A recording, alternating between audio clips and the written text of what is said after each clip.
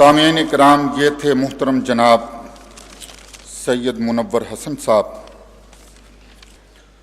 پاکستان میں جہان عدلیہ کا جانا پہچانا نام،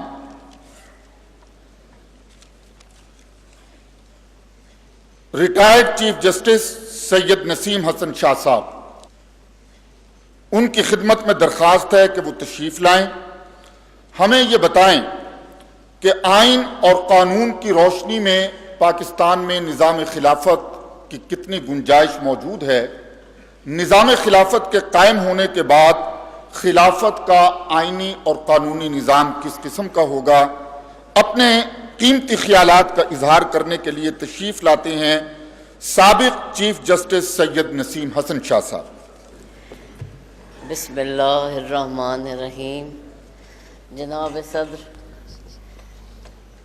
مہمانان گرامی، خواتین و حضرات، السلام علیکم۔ مجھے ڈاکٹر صاحب نے فرمایا تھا کہ یہ تیسری خطبہ ہے ان کا خطبات خلافت میں، جس میں یہی موضوع درج ہے، اور اس سلسلے میں میں نے کچھ گزارشات کرنی ہے کہ آج کل کے دور میں نظام خلافت کو کیسے ہم رائج کر سکتے ہیں اور کیسے اس کو آگے بڑھا سکتے ہیں۔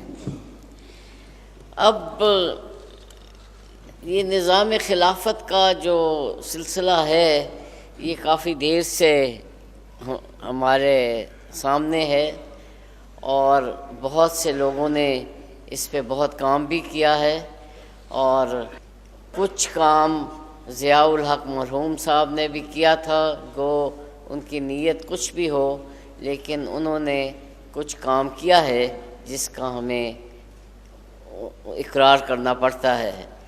وہ اسلامائزیشن آف لاز کے سلسلے میں انہوں نے کافی کام کیا۔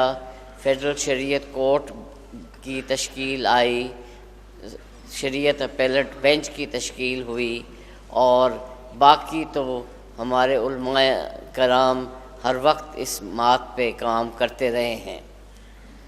اب جو ہم نے دیکھنا ہے کہ ایک آسانی پیدا کرنی ہے۔ قرآن شریف میں بار بار آتا ہے کہ قرآن پاک میں آسانیاں پیدا ہوں گی، اور ایسے ہم نے انتظامات کرنے ہیں جس کے ساتھ آسانی پیدا ہو، قرآن کریم کے جو مقاصد ہیں وہ آگے بڑھیں، مسلمانوں کی جو ہے رائے وہ آگے نکلے، لیکن اتنی مشکلات نہ پیدا ہوں کہ مسلمانوں کے لیے مشکل ہو جائے۔ لہٰذا یہ طے پایا کہ جو نصوص ہیں، جو نص ہے، اس کو تو ہم مانتے ہیں، اس سے تو قطعاً کوئی اختلاف نہیں کر سکتا، کیونکہ وہ خداوند کریم کا حکم ہے اور اس پہ ہم نے عمل کرنا ہے۔ لیکن جو باقی چیزیں ہیں جسے مباحات کہتے ہیں، ان میں ہم سوچ و بچار کر کے، آج کل کے حالات دیکھ کے، سارے اپنے ماضی کو سامنے رکھ کے جو بھی قوانین چاہیں وہ بنا سکتے ہیں۔ لہٰذا جو اہم بات اس وقت میں نے کرنی ہے وہ یہ ہے کہ یہ جو مباحات ہیں، اس میں ہم نے کیسے آگے بڑھنا ہے، کیسے ہم نے اسلامی روایات اور اسلامی عقائد کو آگے بڑھانا ہے، اور اسلام کے دائرے میں رہتے ہوئے کیسے خلافت کو ہم نے آگے چلانا ہے۔ علامہ اقبال کا خیال ہے کہ یہ جو مباحات کی جو تشریح ہے اور اس کو آگے قانون کی شکلیں دی جا سکتی ہیں، وہ ایک پارلیمنٹ، ایک جو عین ساز قانون دان کی اسمبلی ہوتی ہے، وہ ان کو دے سکتی ہے۔ لہٰذا ہمیں یہ بھی سوچنا ہے کہ آیا اسی اسمبلی کو اس کا وارث بنا دیں کہ یہ آگے بڑھے، یا علماء حضرات کے بورڈز کو بنا دیں، یا کچھ آپ صاحبان لوگ ہیں اپنے اپنے گھروں میں بیٹھ کے اپنے اپنے مجلسوں میں بیٹھ کے ایک ایسے قانون سازی کا اہتمام کریں جس سے اسلام کے جو ہیں مقاصد وہ آگے بڑھیں، لیکن ہمارا جو ہے اسلام پہ جو پختہ یقین ہے وہ بھی قائم رہے، اور آگے آج کل کی دنیا میں، آج کل کے حالات میں، آج کل کے جو مصائب ہیں ان کو کیسے دور کیا جائے۔ تو لہٰذا ان باتوں پہ ہم نے سوچنا ہے۔ علامہ نے تو کہہ دیا کہ اسمبلی ایک ایسا ادارہ ہے جس میں یہ کام ہو سکتا ہے، اور یہ درست بھی ہے، کیونکہ اسمبلی میں بہت سے لوگ ایسے آتے ہیں جو کہ تمام صوبوں سے، تمام لوگوں کے نمائندے ہوتے ہیں، اور ان کی وہ بات سمجھتے ہیں اور وہ آگے چل سکتے ہیں۔ لیکن جیسے ہم نے دیکھا ہے اسمبلیوں میں وہی لوگ کامیاب ہوتے ہیں جو مالدار ہوں، جن کے پاس پیسہ ہو، جن کے پاس رسوخ ہو، جن کی برادریاں ہوں، جن کی پارٹیوں میں بہت سی گرفت ہو۔ تو مگر یہ جو لوگ، ہم جیسے لوگ جو کہ پڑھے لکھے سمجھتے ہیں اپنے آپ کو، آپ جیسے لوگ جو کہ قرآن کریم کا ہر وقت ملاحظہ کرتے رہتے ہیں اور سوچتے رہتے ہیں، ان کے لیے اس اسمبلیوں میں آنے کی بہت کم موقع ملتے ہیں، اور لہٰذا آپ کی رائے سے لوگ محروم ہو جائیں گے۔ لہٰذا ہمیں ایک ملا جلا سا انتظام کرنا پڑے گا، اسمبلیوں کو بھی بیچ میں شامل کرنا پڑے گا، علماء حضرات کی مجالس ہیں ان کو بھی شامل کرنا پڑے گا۔ آج ہمارے اتنے بزرگ آئے ہوئے ہیں ساری دنیا سے، انہوں نے جو باتیں کی ہیں ان کو بھی مد نظر رکھنا پڑے گا، ان کو سب کو ایک یکمشت کر کے ہمیں آگے بڑھانا ہے۔ ہم نے اسلام کے جو قوانین ہیں ان کے خلاف کوئی قدم نہیں اٹھا سکتے۔ جہاں نصوص ہے، نص ہے جس میں یہ قرآن کریم کا حکم ہے کہ اس فعل کی سزا یہ ہے، اس کام کے بدلے ہم نے یہ کرنا ہے، وہ تو ہم نے ماننا ہے، اس پہ ہم نے کوئی اختلاف نہیں کرنا۔ لیکن جو مباحات ہیں، جو فری، جو راستہ بھی خالی ہے، جس کے بارے میں ہم سوچ سمجھ کے آگے بڑھا سکتے ہیں، اس میں ہم نے کام کرنا ہے۔ تو لہٰذا ایک طریقہ تو میں یہ سمجھتا ہوں کہ ایک ایسے ادارے ہم بنائیں جو کہ یہ جو مباحات ہیں ان پہ کام کریں، اور ان پہ ایسے قوانین اور ایسے رولز ایسے وضع کریں جس سے ہمارا اسلام کے مقاصد بھی آگے بڑھیں، اور کوئی نئی جو پود ہے اور نئی قوم ہے اور نئے حالات ہیں ان کو بھی مد نظر رکھا جائے۔ تو لہٰذا ایک تو میرا یہ آپ سے تجویز ہے کہ آپ نصوص کو رکھ کے بالائے اس پختہ رکھ کے باقی چیزوں کے اوپر آپ کا کام کریں۔ اس کے بعد ہم نے دیکھنا ہے کہ یہ کیسے آگے بڑھایا جائے۔ اب میں نے کچھ یہاں سے نوٹ بھی کیا ہے، کچھ میں آپ کو پڑھ کے بھی سناؤں گا کہ انتخابات کے ذریعے اولو الامر کا تقرر جو ہے وہ بڑا ضروری ہے۔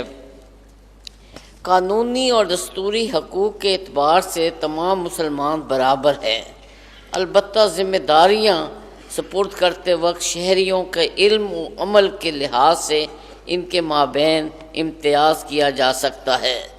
تو لہٰذا یہ جب ہم کہتے ہیں کہ سب مسلمان ایک ہیں، برابر ہیں، وہ اپنی جگہ پہ درست ہے، لیکن یہ ذمہ داریاں سپرد کرتے وقت شہریوں کا علم و عمل کو لحاظ سے رکھ کے ان کو دیا جا سکتا ہے۔ جو ایم اے پاس ہے، جو پی ایچ ڈی ہے، جو قانون کا ماہر ہے، اسے کچھ اور دیکھنی چاہیے، نوکری دینی چاہیے اور ذمہ داری دینی چاہیے۔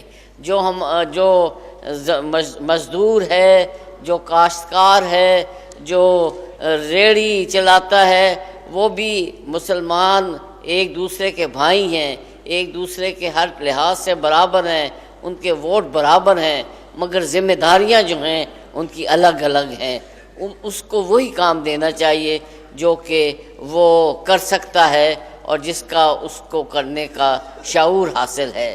لہٰذا جب ہم اولو الامر کو کہتے ہیں کہ وہ اس کی ہم نے بات ماننی ہے، وہ حاکم ہے، وہ ملک کا سردار ہے، تو اس کا اولو الامر کا جو تقرر ہے وہ ہم نے مل جل کے ضرور کرنا ہے، لیکن ہم نے دیکھنا ہے کہ ایسے شخص کو اپنا حاکم بنائیں جو کہ ذمہ داریاں جو اتنی مشکل ہیں ان کو آگے بڑھا سکے۔ اور پھر کتاب و سنت کی بالادستی کی عملی صورت بھی بہت ضروری ہے۔ اللہ کی اطاعت اور رسول کی اطاعت تو مستقل اور غیر مشروط ہے، لہٰذا اس کو ہر وقت ہم نے اپنے سامنے رکھنا ہے۔ اس میں کوئی ایسی بات نہیں کرنی جس میں خداوند تعالیٰ کے احکامات جو ہیں ان کو کسی صورت بھی یعنی ٹھیس پہنچ سکے۔ اب اعتصابی نظام کا بھی ہمیں بہت ضروری ہے کہ یہ جو ہے چیکس اینڈ بیلنسز ضروری ہیں۔ ایک کو آپ اتنا اختیار دے دیتے ہیں کہ وہ ملک کو بیچ سکتا ہے، ملک آگے بہت اہم فیصلہ لے سکتا ہے، لیکن اس کو کوئی ایسی رکاوٹ نہیں کہ اسے ہم روک سکیں کہ کوئی ایسا فیصلہ لینے سے پہلے وہ سب سے مشورہ کرے، سب سے پوچھے، سب سے ان کے ساتھ گفت و شنید کر کے آگے بڑھے۔ تو لہٰذا یہ جب ہم ایک آدمی کو اتنا اختیار دیتے ہیں تو اس کے ساتھ ان کے رکاوٹیں بھی ان کے رکھنی پڑتی ہیں کہ ہم کیسے اس کو کنٹرول کر سکیں۔ اس کو انگریزی میں چیکس اینڈ بیلنسز کا نظام کہتے ہیں، تو لہٰذا یہ بھی بہت ضروری ہے۔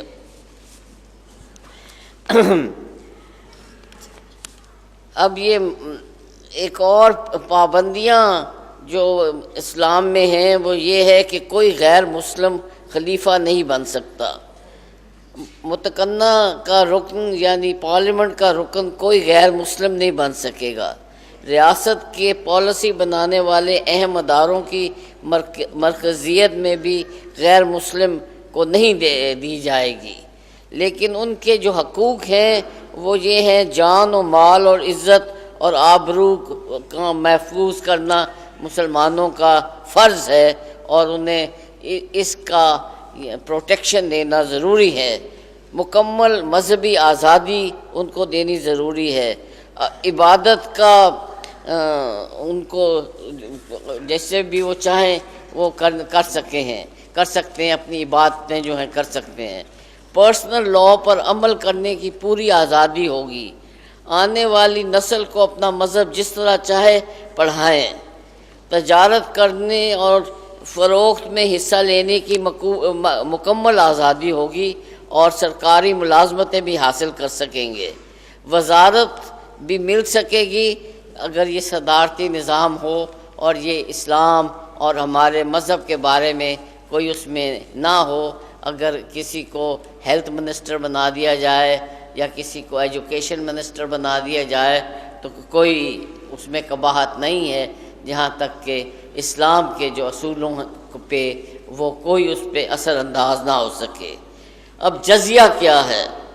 غیر مسلموں سے زکوٰۃ وصول نہیں کی جا سکتی، چنانچہ ان سے جزیہ وصول کیا جاتا ہے۔ ریاست حفاظت کا ذمہ لیتی ہے، اس لیے شہریوں سے ٹیکس وصول کرتی ہے۔ غیر مسلموں سے یہ ٹیکس جزیہ کی صورت میں وصول کیا جاتا ہے۔ تو یہ میں آپ کو اس بات پہ ختم کرنا چاہتا ہوں کہ یہ جزیہ کے بارے میں آپ کو بہت لوگ بتاتے ہیں کہ یہ جو آپ غیر مسلموں سے جزیہ لیتے ہیں اور ان کو پورے شہری نہیں سمجھتے اور ان کو یہ سمجھتے ہیں کہ یہ آپ کو سیکنڈ کلاس سٹیزنز ہیں اور لہٰذا آپ ان کو پورا نہیں وہ دیتے وہ رائٹس۔ یہ بات نہیں ہے. مسلمانوں میں نان مسلمس نے بھی بہت زبردست پارٹ ادا کیے ہیں.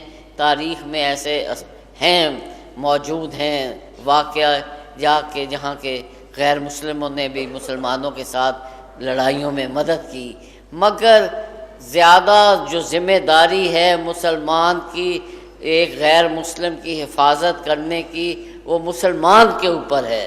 اور اگر مسلمان کے اوپر ہے تو وہ یہ اپنی جان، اپنی مال، اپنا سارا کچھ فدا کرتا ہے اس کو جزیہ کا دینے کے لیے. تو لہٰذا جزیہ نہیں مطلب اپنے ان کو بچانے کے لیے تو ان سے کوئی ٹیکس بھی وصول کر سکتا ہے. لہٰذا یہ جو جزیہ ہے یہ ایک پروٹیکشن کا ٹیکس ہے. یہ کوئی غیر مسلم کو غیر سیکنڈ کلاس سٹیزن بنانے کا کوئی صورت نہیں ہے. لہٰذا مختصراً یہ کہ اسلام نے آپ نے جو نص ہے اس کو آپ نے فالو کرنا ہے. جو مباحت ہے اس کو آپ جو بھی مناسب سمجھیں حالات اس کے مطابق آپ وہ قوانین بنا سکتے ہیں. غیر مسلموں کو آپ نے پوری پروٹیکشن دینی ہے. جو مسلمان ہیں ان کو آپ نے ایک بالکل برابر سمجھنا ہے لیکن ان کی ذمہ داریاں ان کی اہلیت کے مطابق دیں گے. اگر ایسا ہم نظام کو فالو کریں تو انشاءاللہ کوئی وجہ نہیں کہ پاکستان اور دیگر اسلامی ممالک ہیں وہ کیوں نہیں ایسے ملک بن سکتے جس سے ہم سب فخر کر سکیں. بہت بہت شکریہ.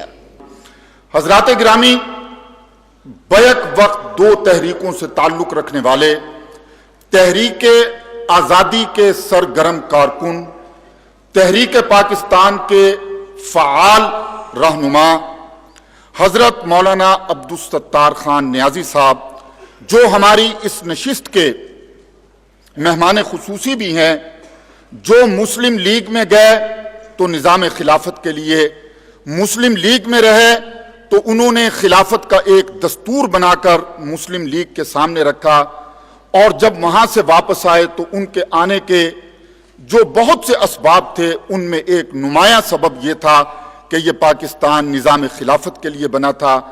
یہ بزرگ رہنما کہ پاکستان کی 55 سالہ تاریخ میں کم از کم جو لوگ ہم لوگ ہیں وہ ان کی دینی جد و جہد پر ہم سب شاہد ہیں، ہم سب گواہ ہیں. اللہ رب العزت انہیں صحت کاملہ عطا فرمائے، تا دیر ان کا سایہ ہمارے سروں پر رکھے. اب اپنے قیمتی خیالات کا اظہار کرنے کے لیے تشریف رکھتے ہیں مجاہد اسلام محترم جناب حضرت مولانا عبدالستار خان نیازی صاحب. نصلي ونسلم على رسول الكريم. أعوذ بالله السميع العليم من الشيطان الرجيم. بسم الله الرحمن الرحيم.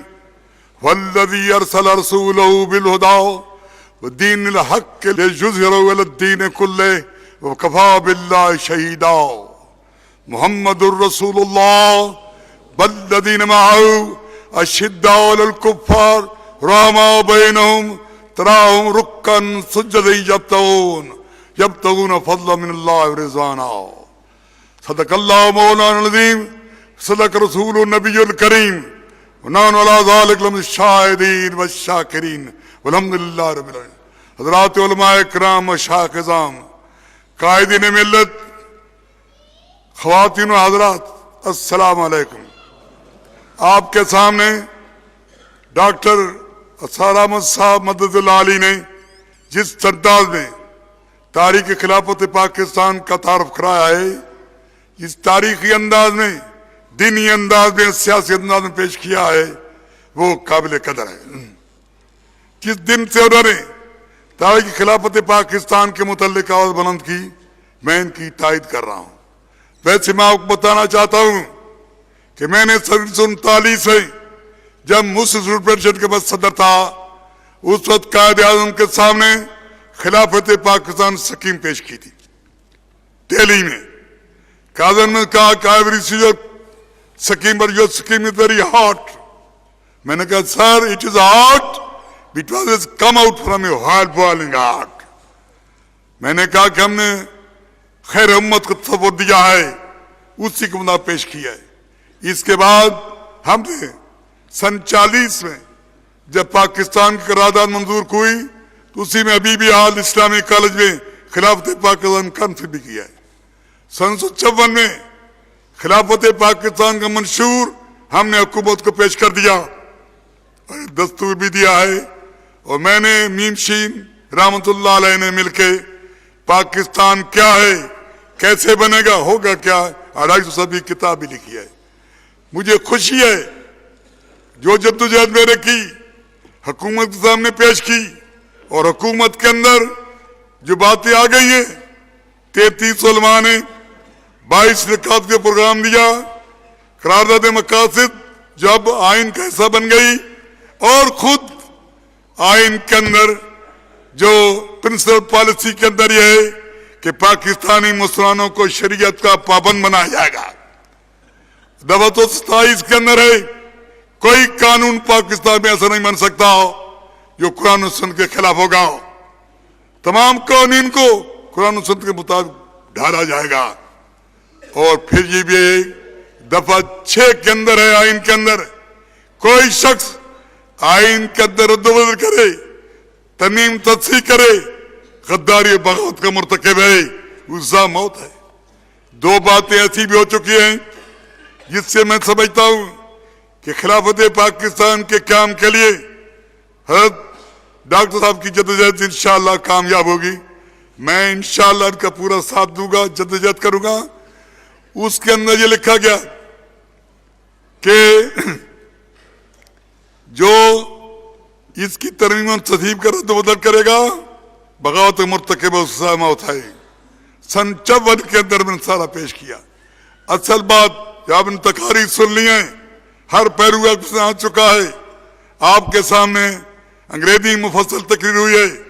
میں بیان کرنا چاہتا ہوں اصل چیز جس جو نقطہ بیان کرنے کا وہ یہ ہے، اس وقت جو مروجہ نظام حکومت ہے جس سے یہ کمیونزم ہے، سوشلزم ہے، ڈیموکریسی ہے، پارلیمانی ڈیموکریسی ہے، یہ سب کچھ موجود ہے، لیکن آج تک حکومت نے جیسے کہ جنرل حمید گل صاحب نے کہا، میں نے بھی کہا جنرل پرویز مشرف صاحب کو، یہ نیشنل اسمبلی کے اندر یہ ترمیم منظور ہو چکی ہے، قرآن و سنت کی سپریمیسی کی بالادستی کی، سینٹ کے اندر ان کی 2/3 اکثریت نہیں تھی، اس سے وہ اسے نہیں لا سکے۔ آپ کے پاس اختیار ہے، آئین میں ترمیم کرو اور قرآن و سنت کی بالادستی کا اعلان کرو، اس سے تمہیں نجات ہوگی، وگرنہ تم بھی ایسے جاؤ گے جیسے پہلے چلے گئے تھے۔ میں سمجھتا ہوں کہ یہ جو تصور ہے خلافت پاکستان کا، اس سے ہمارا انقلابی تصور ہے جو نبی صلی اللہ علیہ وسلم نے پیش کیا۔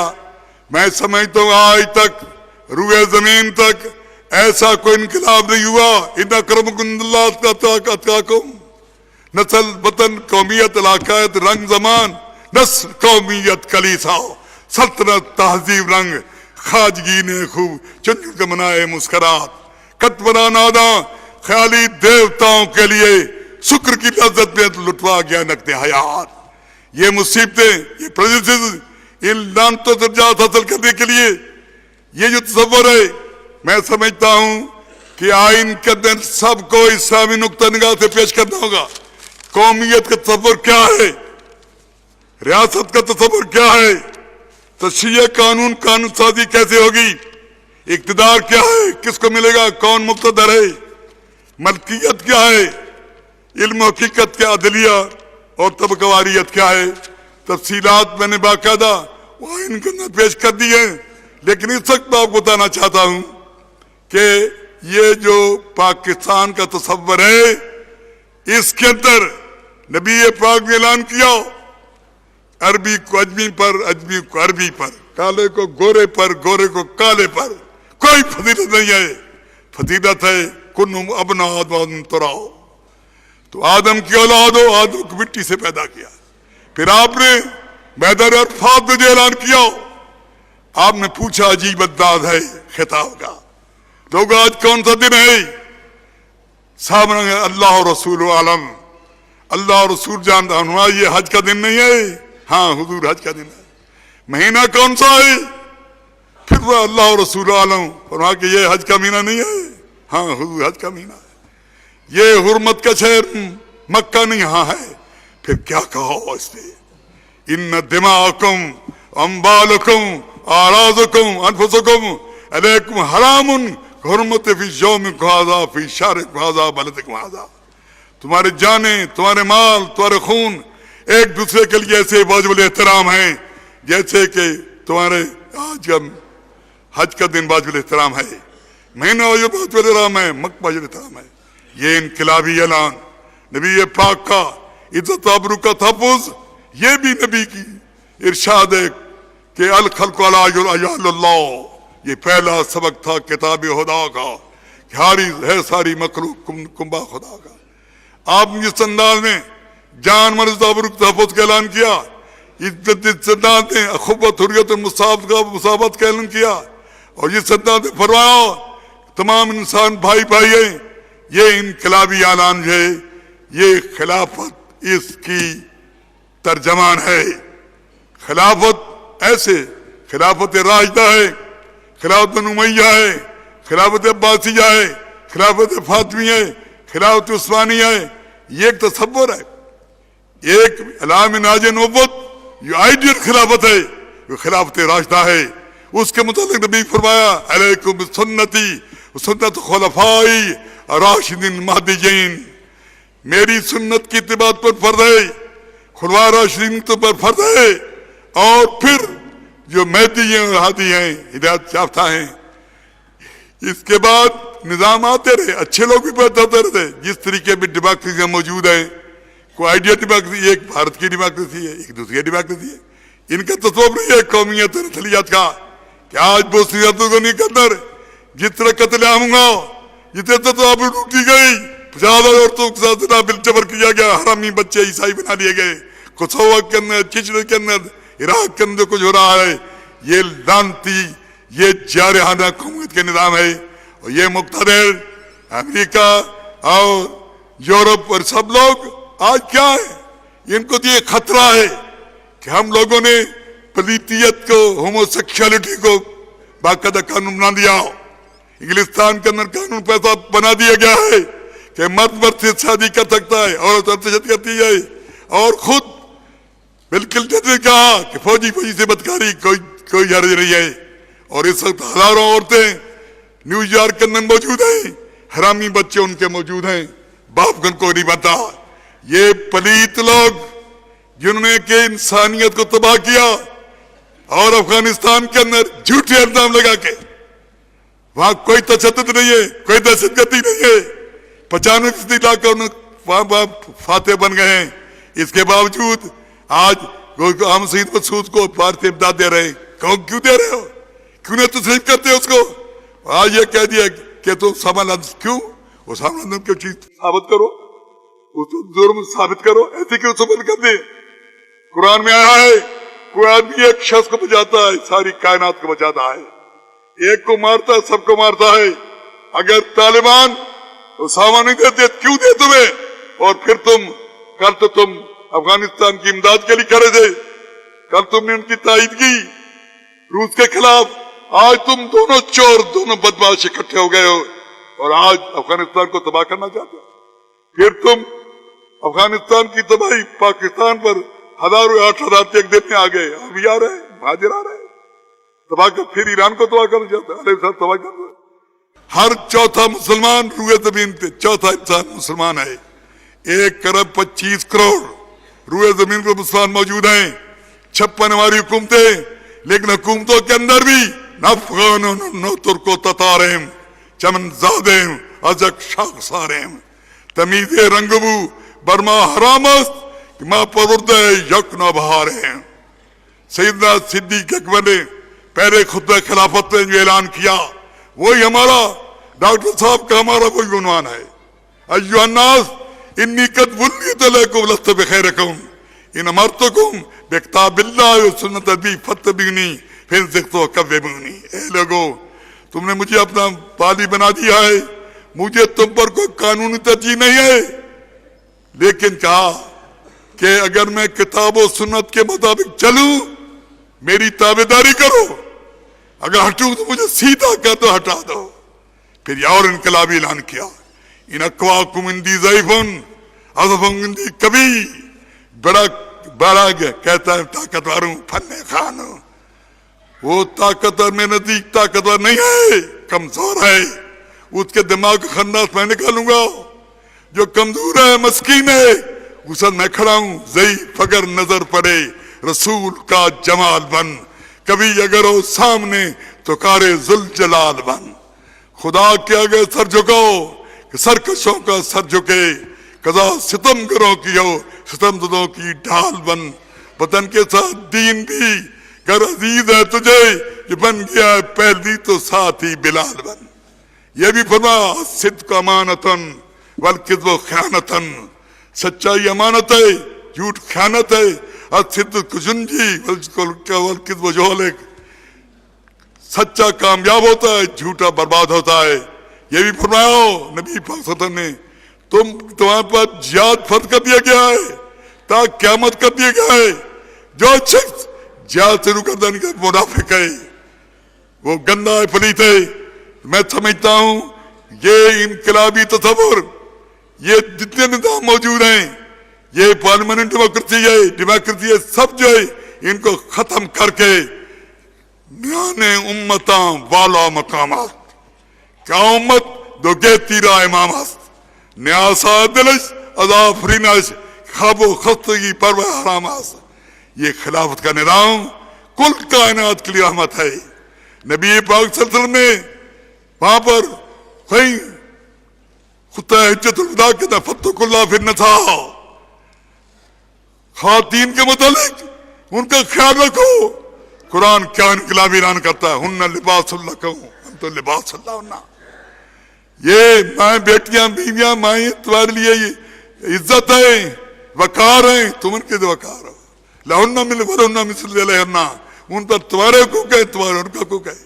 میں نے دیکھا پچھلے دنوں میں آیا تھا، ایک امریکن رائٹر کہتا ہے کہ نبی اکوام محمد مصطفیٰ نے خواتین کو پردے میں رکھ کر عزت دے کر ان کی عزت آبرو کا تحفظ کیا ہے۔ میں چاہتا ہوں کسی نظام کو بلایا جائے۔ اور یہ بھی میں نے دیکھا ہے ورلڈ نے 3 ہسٹورین فلاسفر پیدا کیا ہے۔ پہلے ابن خلدون ہے، اس کا مقدمہ بڑی کام کی چیز ہے۔ دوسرا شپیگلر ہے، آرنالڈ ٹائنبی ہے۔ ٹائنبی نے ورلڈ ہسٹری لکھی ہے۔ 2 باتیں اس کی قابل قدر ہیں۔ اس نے کہا کہ اخوت برادرہڈ، انسانوں کے اندر محبت اور اخوت اسلام نے دیا ہے۔ افسوس ہے کہ مسلمانوں کی آندھی آدمی ہٹ گئے۔ اور پھر کہا ہے 2 فتنے ہیں انسانیت درپیش ہیں۔ ایک فتنہ یہ ہے نسل، وطن، قومیت، علاقیت، رنگ، زبان کے تعصبات کو کیسے دور کیا جائے۔ I tried my level best, find an answer, couldn't find an answer۔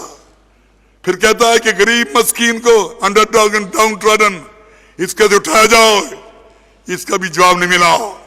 اس کا بھی جواب ملا but my religious fanatism did not allow me the truth۔ سچ کہنے سے میرے تصور نے روکا۔ Ultimately truth bubble out۔ I am compelled to express is world accepts Prophet Muhammad, peace be upon him, as its leader, it can solve both the problems۔ فرمایا کہ بلال حبشی ہے، کالے رنگ کا ہے، زبان، نسل، قومی علاقے حدود کا کچھ نہیں لگتا، لیکن جب اسلام قبول کرتا ہے سردار بن جاتا ہے۔ سلمان فارسی، اس کا باپ مجوسی ہے، عاطف پرست ہے۔ اسے کسی نے پوچھا سلمان تیرے باپ کا نام کیا؟ انہوں نے کہا میرے باپ کا نام پوچھ، میرا باپ اسلام ہے۔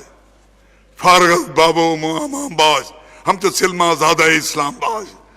میں نے دیکھا ہے سلمان پارک پہ جا کر ان کے مزار پر گیا ہوں، ایک بہت بڑی مسجد ہے، مسجد کی گیٹ پہ لکھا ہے سلمان منا اہل البیت۔ نبی کی حدیث لکھی ہے سلمان ہمارا ہے، ہمارا بیت ہے۔ میں نے ان کے مزار پر پڑھا سلمان بحر لا ينضب وکنز لا ينضب۔ سلمان ایک سمندر ہے جو سکتا نہیں، خزانہ ہے جو مکتا نہیں۔ یہ سلمان فارسی۔ صہیب روزی نے جو مال کمایا کہا کہ چھوڑ جاؤ, ہجرت کر کے جاؤ. میں لے لو تم, کوئی مال کی ضرورت نہیں. پارٹین بھی کہتا ہے کہ غریبوں کو نبی نے اٹھایا تو ثبت کرو. پھر کا عجیب بات کہتا ہے, نبی پاک نے مدینہ منورہ میں لوگوں کو کھانے بلایا, سب لوگ آئے. ایک مفلوج بھی آ گیا, ہاتھ اس کا کھانے تک نہیں پہنچتا تھا, پہنچ جائے تو لقمہ بنا کے نہیں لا سکتا تھا. اچانک رحمت کائنات کی نگاہ پڑ گئی, آپ دوڑ کر گئے, اس کو گود میں بٹھا دیا, لقمہ بنا کے منہ میں دیتے تھے. ٹین بھی کہتا ہے غریب مسکین تب اونچا ہوگا جب صدر مبارک زمین پہ آ کے بیٹھ جائے گا. نبی پاک صلی اللہ علیہ وسلم رحمت کائنات ہیں. یہ انقلابی اعلان ہے, آج تک تم دفاع کرتے رہے, لیکن آج آپ باقاعدہ نبی اسلام کو نافذ کرنے کے لیے, رویے میں تو نافذ کرنے کے لیے, یہ بھی حضور نے بتایا ہے یہ کہ میں ابھی آپ کی تمہیں پڑھی ہے کہ اسلامی غالب ہوگا. شہیدا, یہ بھی فرمایا آخر میں خلاف ناج نبوت ہوگی. ڈاکٹر صاحب نے آپ کو بتایا, یہ بھی سنا ہے. میں سمجھتا ہوں ان حالات میں جب خلافت کا نام لیتے ہو تو خلافت کا پورا پروگرام, میں آپ کو زیادہ تفصیلات نہیں جانا چاہتا. آپ یہ 10 باتیں میں نے بتائی ہیں کہ قومیت کیا ہے, یہ رائے کیا ہے, اس کے متعلق میں آپ بتانا چاہتا ہوں. یہ آیا ہے اقتدار کیا ہے. اسلام کی روح سے اقتدار مادی اقتصادی برتری یا کثرت رائے سے پیدا نہیں ہوتا.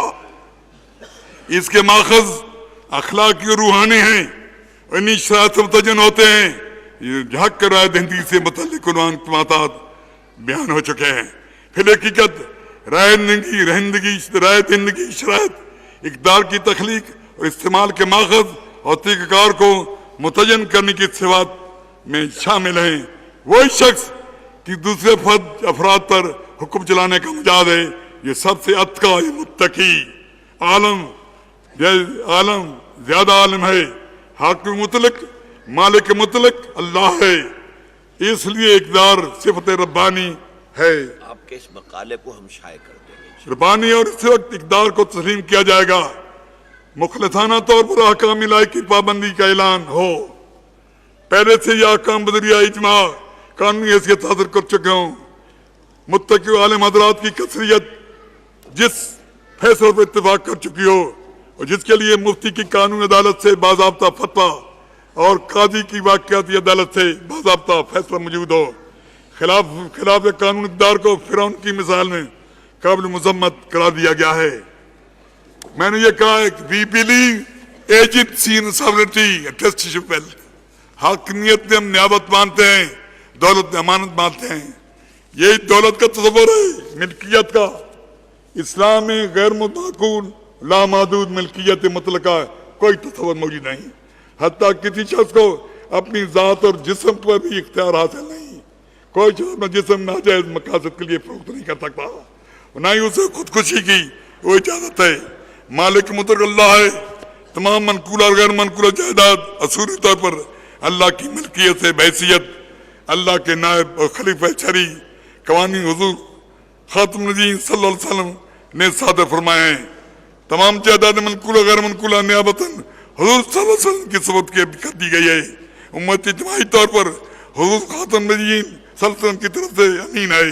بنا اپنی جائیداد کا استعمال حضور خاتم النبیین صلی اللہ علیہ وسلم کی شریعت کے منافی ناجائز ہوگا. اسلام جس کی ملکیت کو جائز قرار دیا ہے, حق تبادلہ, حق اقتصاب, حق استعمال, حق صرف ہے, وہ بھی متاع لاہین ہے, یعنی تعین حیات ہے. جو حق شرعی وراثت کی روح سے ثابت امور اس کا منتمل ہے. حق کے استعمال کے لیے مقدار, مدت اور شکل کے مطابق واضح قوانین کے اندر مدت کیے گئے ہیں. میں سمجھتا ہوں یہاں یہ آخری الفاظ ہیں کہ 6 مثبت اصول, یہ قطعیت فرامین کتاب قرآن حکم قطعی ہے, ختمیت احکام رسالت آخ حکم آخری ہے, تبسل منہاج خلافت کے قرآن و سنت کے تشریح کرتے ہوئے نظام حضور کا تبسل منہاج خلافت ہے. پھر ہے اطاعت مسلک اجماع کنسنسس ہے. اطاعت فتو فیصلہ ہے، تمسک کی میثاق بیعت ہے، اور پھر ہم نے اس پہ نہیں چھوڑا۔ یہ غیر مسلم حقوق کی بات کرتے ہیں، ہم نے 5 مستقل چیمبر بتائیں، باقاعدہ چیمبر ہوں جس میں ایوان سیاست ہے۔ ایوان سیاست بھی ہے کہ جو لوگوں کو تعلیم دے، جو سیاستدان ہیں لوگوں کو تربیت دیں۔ ایوان شریعت ہے، شریعت کے نفاذ کی لوگوں کو تیار کریں۔ پھر ایوان امانت ہے، یہ امانت ہے بددیانتی کو ختم کریں۔ پھر ایوان فضیلت ہے، ایجوکیشن چیمبر ہے۔ ایوان عسکریت ہے، لوگوں کو جنگی طور پر تیار کریں۔ اور 2 ضمنی ایوان ہیں۔ ایوان نسائیت ہے، یہاں کے چند عورتوں کو رکھ دو، کیا ہے؟ مستقل ایوان ہے ایوان نسائیت کا، وہ فیصلے کریں گی، ہیلپ پیمان کریں گی، اور مستقل ایوانات کے سامنے سفارشات پیش کریں گی۔ ایوان رفاقت ہے، غیر مسلم کے لیے ہے۔ یہ بھی بتایا ڈاکٹر جج صاحب نے کہ جزیہ یعنی جو غیر مسلم جنگ میں حصہ لیتا ہے، شامل ہوتا ہے، اس میں جزیہ نہیں ہے۔ جزیہ کیا ہے؟ اس کی کوئی حیثیت نہیں ہے، وہ تحفظ کے لیے ہے۔ میں سمجھتا ہوں یہ جو انداز بیان ہے، یہ ڈاکٹر صاحب کہ میں بہت مشکور ہوں، جو جدوجہد میں نے کی ہے میں اس پہ قائم و دائم ہوں۔ میں نے جو نواز شریف سے معاہدہ کیا تو پہلی بات یہ کی میں نے کہ دیکھو قرآن سنت کی بالادستی، نمبر 2 خلافت راشدہ کا نظام ہوگا، تیسرا یہ کہ سودی معیشت کو ختم کرو گے۔ میں سپریم کورٹ میں گیا ہوں، باقاعدہ یعنی سودی معیشت کے خلاف اللہ کے فضل کرم سے پاس ہو چکا ہے۔ اس لیے میں سمجھتا ہوں بحالات موجودہ ہم خلافت پاکستان میں پاکستان کے آئین کو ایک انقلابی آئین کے طور پر پیش کرتے ہوئے ساری کائنات کا نظام لائیں گے۔ اللہ تعالی ہم کو کامیاب کرے، ڈاکٹروں سے کامیاب کرے، آپ کو جزائے خیر دے۔ ہمارے تمام حاضرین سے میری درخواست ہے کہ سب ہم مل کر جدوجہد خلافت پاکستان کی کرو۔ نظام بدلنا ہے تو میں بدلو، نظام میں کشی بدلو، وگرنہ جام مہینہ کے بدل جانے سے کیا ہوگا؟ پورا نام اللہ کامل جزاکم اللہ۔ اب تشریف لاتے ہیں محترم جناب عبدالرزاق صاحب، تحریک خلافت پاکستان کے ناظم اعلیٰ چند قراردادیں آپ کے سامنے پیش کریں گے۔ بسم اللہ الرحمن الرحیم۔ 3 قراردادیں ہیں جو اس وقت آپ حضرات کے سامنے پیش کر رہا ہوں۔ سب سے پہلی قرارداد فلسطینیوں پر اسرائیل کے غیر انسانی مظالم کے حوالے سے ہے۔ تحریک خلافت پاکستان کے زیر اہتمام انٹرنیشنل خلافت کانفرنس کا یہ عظیم الشان اور نمائندہ اجتماع مطالبہ کرتا ہے کہ اسرائیل نہتھے فلسطینی عوام پر ڈھائے جانے والے غیر انسانی اور وحشیانہ تشدد کا سلسلہ بند کر کے تمام مقبوضہ عرب علاقے خالی کر دے تاکہ فلسطینی عوام کو ان کے جائز حقوق مل سکیں۔ یہ اجتماع اقوام متحدہ سمیت تمام انصاف پسند ممالک سے بھی مطالبہ کرتا ہے کہ عالمی برادری اسرائیل کو مجبور کرے کہ وہ فلسطینی عوام پر ظلم و تشدد کی موجودہ پالیسی کو فی الفور ختم کرے۔ کانفرنس کے شرکاء نے اقوام متحدہ کو خبردار کرتے ہوئے کہا کہ اگر عالمی ادارے نے مشرق وسطیٰ میں قیام امن کے لیے اپنا کردار ادا نہ کیا اور اسرائیل نے اپنی ظالمانہ پالیسی جاری رکھی تو مشرق وسطیٰ کا علاقہ کسی بھی وقت خوفناک اور تباہ کن تیسری عالمی جنگ کا پیش خیمہ بن سکتا ہے۔ یہ قرارداد ہے جو آپ کے سامنے پیش کی گئی ہے، آپ حضرات اسے منظور کرتے ہیں۔ دوسری قرارداد یہ امارت اسلامی افغانستان پر اقوام متحدہ کی جانب سے عائد شدہ اقتصادی پابندیوں کے حوالے سے ہے۔ تحریک خلافت پاکستان کے زیر اہتمام ایوان اقبال لاہور میں انٹرنیشنل خلافت کانفرنس کا عظیم اور نمائندہ اجتماع اقوام متحدہ کی طرف سے افغانستان پر اقتصادی پابندیاں نافذ کرنے کے فیصلے کی شدید مذمت کرتا ہے اور اقوام متحدہ سے مطالبہ کرتا ہے کہ وہ افغانستان پر لگائی جانے والی پابندیوں کی قرارداد کو واپس لے کر تباہ حال افغان عوام کی مدد کرے۔ کانفرنس کے شرکاء تمام اسلامی ممالک اور دنیا کے انصاف پسند اور انسانی حقوق کی پاسداری کے لیے کام کرنے والے ممالک سے بھی مطالبہ کرتا ہے کہ طالبان حکومت کو افغانستان کی جائز اور نمائندہ حکومت تسلیم کیا جائے کہ جن کی حکومت افغانستان کے 95% رقبے پر محیط ہے اور وہاں طالبان کی حکومت نے مکمل امن و امان قائم کیا ہے۔ خلافت کانفرنس کے شرکاء حکومت پاکستان سے بھی مطالبہ کرتے ہیں کہ وہ ماضی کی طرح افغان عوام کی تائید و حمایت کے حوالے سے کسی بیرونی دباؤ کو قبول نہ کرے۔ یہ اجتماع امت مسلمہ کے صاحب ثروت افراد سے بھی اپیل کرتا ہے کہ وہ مشکل کی اس گھڑی میں افغانستان کے مسلم عوام کی دل کھول کر مالی معاونت کریں۔ یہ دوسری قرارداد ہے، آپ کو منظور ہے۔ اور تیسری اور آخری قرارداد جو ہے وہ مسلمانان پاکستان کا یہ عظیم اجتماع حکومت پاکستان سے مطالبہ کرتا ہے کہ پاکستان کے جملہ قوانین کو شریعت اسلامی سے ہم آہنگ کرنے کے لیے نمبر 1 فیڈرل شریعت کوڈ کے دائرہ کار پر عائد تحدیدات ختم کر دی جائیں۔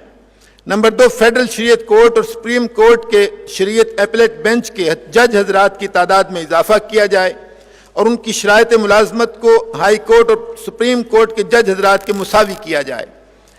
بیرونی اور اندرونی ہر سطح پر سود کی وصولی اور ادائیگی کا سلسلہ فی الفور ختم کر دیا جائے اور آئندہ بینکاری کے لیے اب تک کی پیش شدہ متبادل اسکیموں میں سے کسی ایک کو جلد از جلد نافذ کر دیا جائے۔ نمبر 3 بلدیاتی انتخابات میں خواتین کا جداگانہ کوٹا یکسر ختم کیا جائے۔ یہ قرارداد ہے تیسری، یہ بھی آپ حضرات کو منظور ہے؟ شکریہ جی۔